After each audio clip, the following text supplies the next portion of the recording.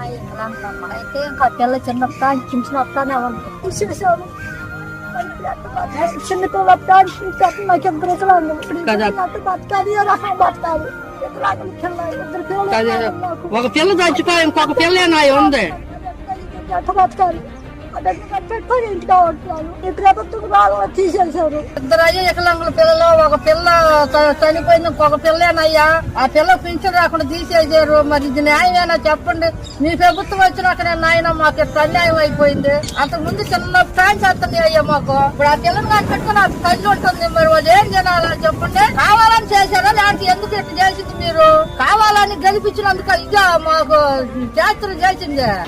అందరికీ దయచేసి అడుగుతున్నాం సార్, ఆ పింఛన్లు మాకు వచ్చేటట్లు చేయండి సార్. వెలికేసులు పెట్టినారు, ఇట్లా చూస్తేనే వికలాంగులు తెలుస్తుంది కదా సార్. వీళ్ళు వికలాంగులు కాబట్టి ఏడాది సార్ మాకు ఇచ్చేది ఇట్లా.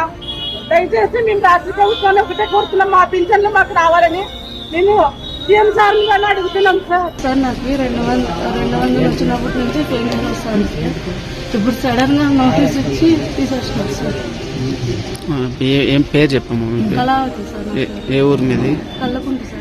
కల్లుకుంట, చిలమత్తూరు మండలం. చిలంతూరు మండలం సార్. ఉన్న పొలంగా తీసేసినారు. ఉన్న పొలంగా తీసేసినారు సార్.